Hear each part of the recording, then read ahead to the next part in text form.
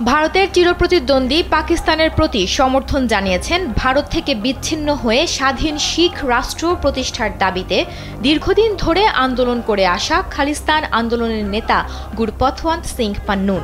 চলমান এই উত্তেজনাকর পরিস্থিতিতে 2 কোটি শিখ সম্প্রদায় পাকিস্তানের পাশে দৃঢ়ভাবে দাঁড়িয়ে আছে এবং ভারতীয় সেনাবাহিনীকে কোনোভাবেই পাঞ্জাবের ভেতর দিয়ে পাকিস্তানে কোনো প্রকার সামরিক অভিযানের জন্য যেতে দেয়া হবে না বলে জানান তিনি।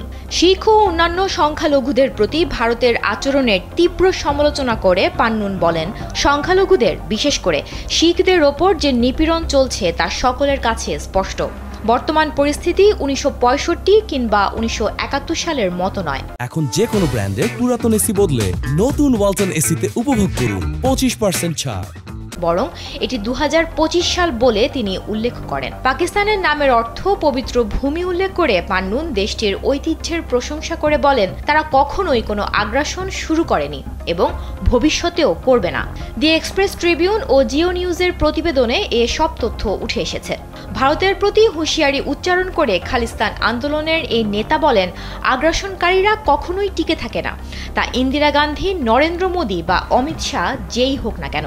ভারতের প্রধান নেতাদের আন্তর্জাতিক আইনের আওতায় জবাবদিহি করা হবে বলেও তিনি সতর্ক করেন। পান্নুন বিশেষভাবে নরেন্দ্র মোদী, অজিত দোভাল, অমিত শাহ এবং জয়শঙ্করকে বিচারের মুখোমুখি করার কথা বলেছেন।